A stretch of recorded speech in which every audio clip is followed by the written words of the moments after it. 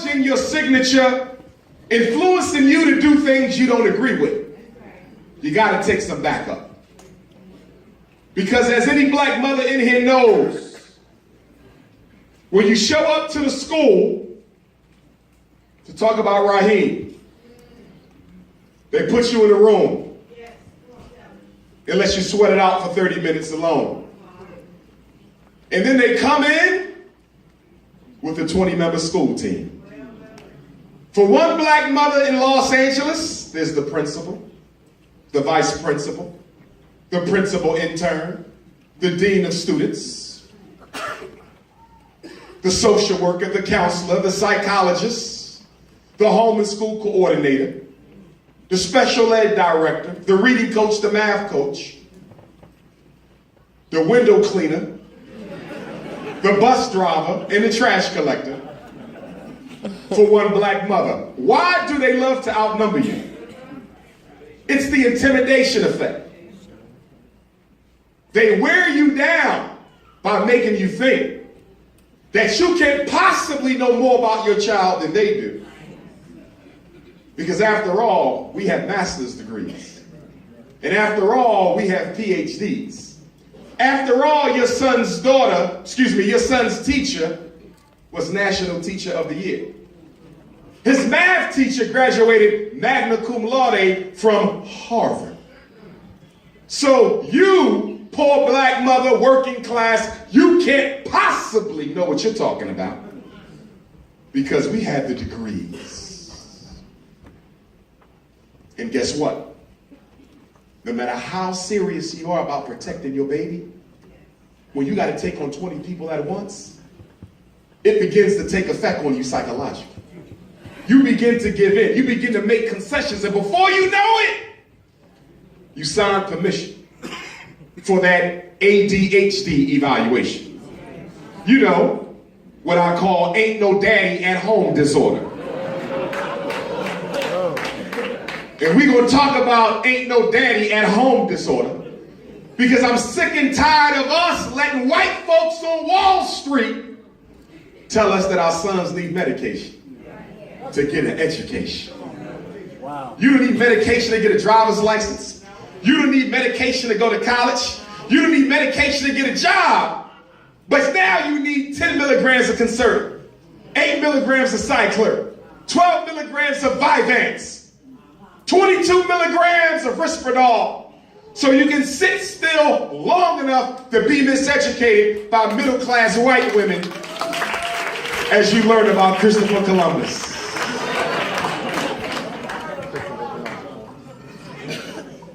We get ADD 1980. Is that a coincidence? That's the same year that the CIA dropped crack off in Los Angeles. The same year that they started doping up the adults, they started doping up the children. Ritalin is no different than crack cocaine. Concerta is no different than crack cocaine. Even the American Medical Association says that Ritalin acts upon the brain of a child the same way crack acts upon the brain of an addict. And this is what we give our children because we let white folks tell us what's in their best interest. Well, since when have white folks been in the best interest of black folks?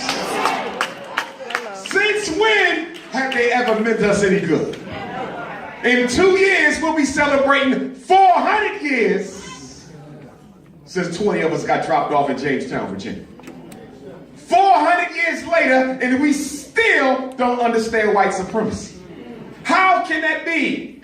You suffered at the hands of white folks more than all other races combined, and yet you understand your oppressor the least. So I'm gonna help you, Los Angeles, because y'all multicultural out here. Yes, sir. Yes, sir. Y'all got a little bit of everything. A little Arab, a little Mexican, little East Indian, little Chinese. You got a little bit of everything out here. So let me help you understand white supremacy. Rule number one, California. Rule number one. Every last one, all white people are racist. You got to understand that or you understand nothing else. That's right. We can't bite that. Black people have trouble biting down on that reality that all Europeans are racist. And the reason you have trouble understanding that all white people are racist is because your definition is off. You interpret racism as meaning that white people have to hate you. You're wrong.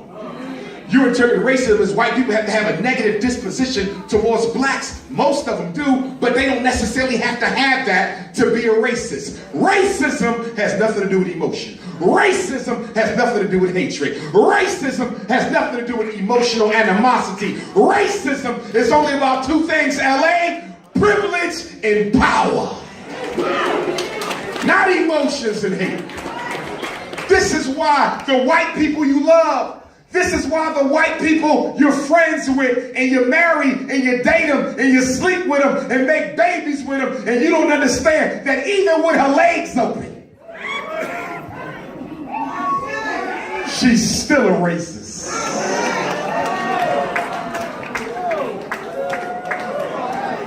See, white folks can, and let me deal with that real quick. Brothers who have a problem committing to sisters, but you can commit to crackers. Brothers, you ain't got a problem with the Vietnamese, you ain't got a problem with the Mexicans. I see brothers all in LA up and down the street with these damn Mexicans, and they can't stand your ass no more than white folks can. I say to you, Los Angeles, and I mean it from the bottom of my heart, any black man who can't be with a black woman don't deserve to be called a black man. Do you understand me? Do you understand me? Do you understand me? It's an insult. It's disrespectful. It is sacrilegious against our ancestors for a black man to walk down the street with the slave master's great-granddaughter.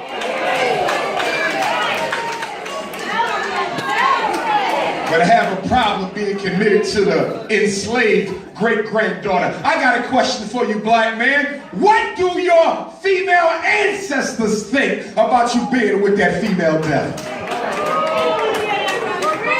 Your great-great-grandmama, who was raped and molested during slavery, what do she think about her descendant being with a cracker? Is that why they fought the Civil War, so you can marry whites? Is that why Dr. King marched, so you can marry whites? The reason black men are in love with non-African women is because you have an inferiority complex vis-a-vis the European male. You consider yourself to be inferior to the white man, and the only way you feel equal is to get his greatest prize, which is the white woman. If I can marry her, then maybe I ain't that bad. It's a low self-esteem issue. It's a low self-esteem issue.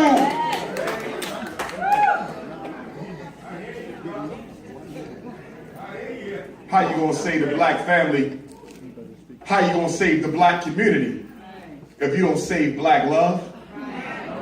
It can't be part-time, it got to be full-time. When you marry a white woman, you don't just marry her. Yes, sir. You marry her family. Right. You don't just marry the family, you marry the community. You don't just marry the community, you marry the race. A black man married to a white woman is married to white supremacy. Ain't no way outside of that. Now for my biracial brothers and sisters, you one of us. You African. We don't make no difference between you. You're not responsible for how you got here. If mommy African or daddy African, so are you. Ain't no 50-50 split in nature. The African gene is dominant. The European gene is recessive. So whatever the black man mates with, whatever the black woman mates with, we reproduce ourselves. Speak on it. And now you know why the world hates you. Because no matter how broke you are, no matter how unemployed, no matter how strung out on dope, no matter how homeless, no matter how many baby daddies or baby mamas you got, no matter how many strikes on your prison record, you can walk into a room with Donald Trump.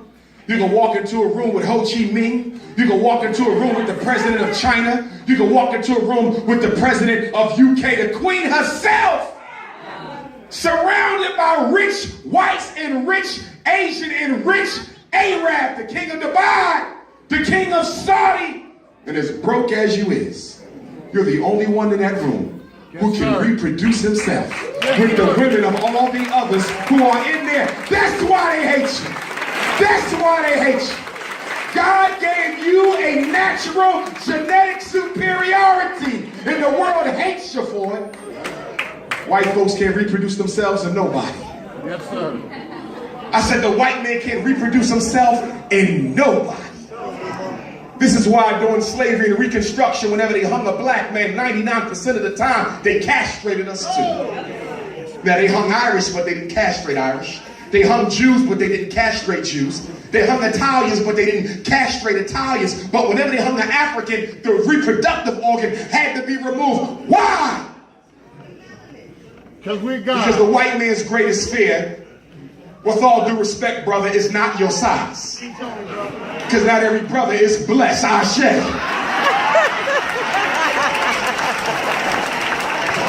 Sisters will testify to that. Not every brother is blessed. The white man ain't afraid of your size. He's fearful of the genetic material and its superiority over his. That's the fear. That's the fear. That's why the gun is called the great equalizer. Because the white man says, if I cannot recreate life for the black woman, at least I can take life with my gun. See, you got to understand, we're the only people in the world who don't have to exterminate anybody in order to turn the world black. We can literally reproduce them out of existence. Speak on it. Literally. One black man can turn a whole country brown in 50 years. Caramel in 75. And chocolate fudge in 100. And black man, you got to stop going outside your race because we got sisters of every color. You want lemon? We got lemon. You want vanilla? We got vanilla. We got caramel, butter almond, butter pecan, sweet brown sugar, rum raisin.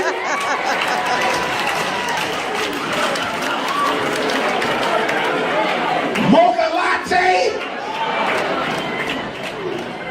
And silky fudge.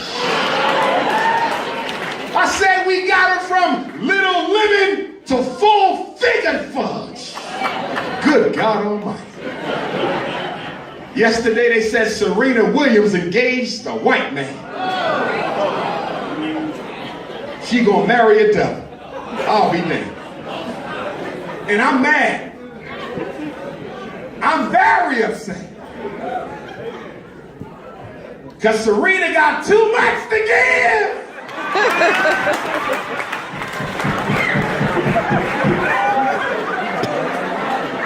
To be giving it to a European. He don't know what to do back there.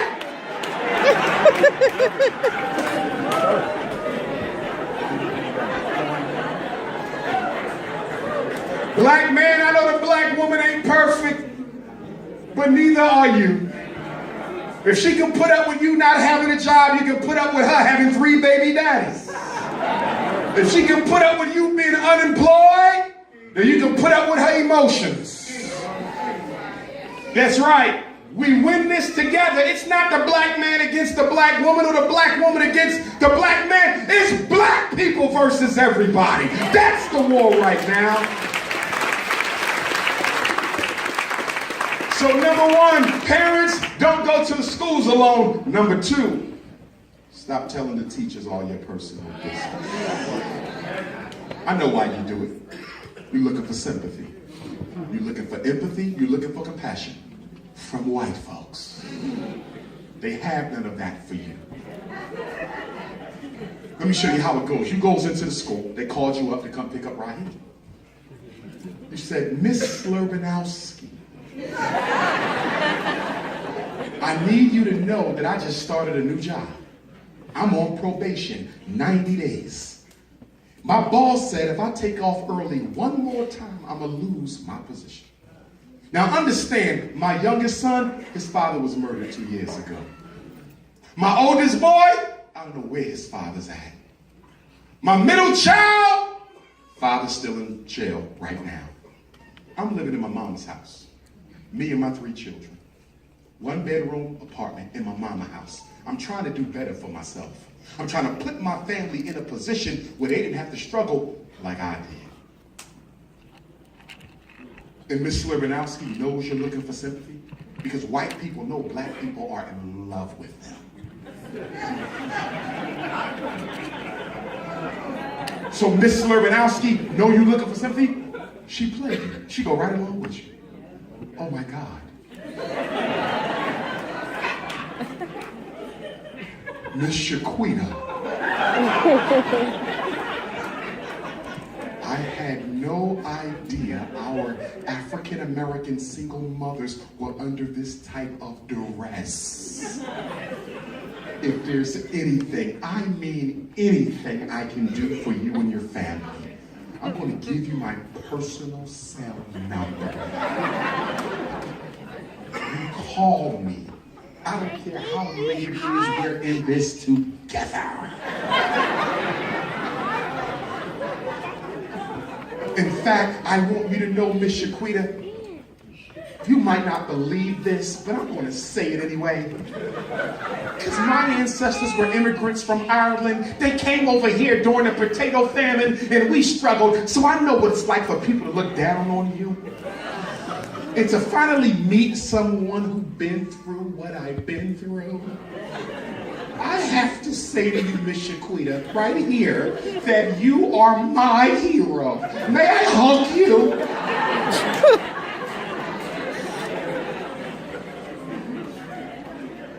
Is it okay if we pray together? And you walk out of there feeling like you've been vindicated. Oh, I got it. She's on my side. But what they don't tell you, as soon as you leave, she marches down to the principal's office, Mr. Silverstein, to let him know that Miss Shaquita just told me that she has 3 kids in a room in her mother's house. Daddy dead, daddy in jail, another daddy running the street. She's a single mother. And I'm concerned for the children. She came into my room today and she looked emotionally distraught. And Mr. Silverstein, I don't really want to say this because I don't want to get Miss Shaquita in trouble, but I could have sworn I smelled a hint of reefer. I'm telling you what they do. I'm in the schools. And 2 weeks later, after you thought you bought some sympathy, Child Protective Services knocking on your door. We got an anonymous complaint. You know where it came from now. We have to search the premises, and the next thing you know, they're marching your kids out the house. And guess what they do with black kids who get thrown into the adoption system? They give them the homosexual couples to raise. A black child is 3 times as likely to be adopted or fostered out to a gay white couple. Why? Because we have the largest pool of adopted babies. And because black people don't like adopting black children, they sit there waiting for the gays to come and get them. Wow. And now your son is being raised by 2 white men, tonguing each other down in front of his 7-year-old presence. This is what they do. Now, when grandma goes to get Raheem, y'all took my grandson from my daughter. I don't know why, but me and my husband would like to have him come and live with us. Well, we have to do a criminal background check. Yeah. So they do a criminal background check and find out that 77-year-old grandfather was arrested for a nickel bag of weed in 1945. And because he got arrested for a nickel bag of weed in 1945, your 7-year-old grandson is not allowed to come and live with you. Slavery ain't over, it just changed form.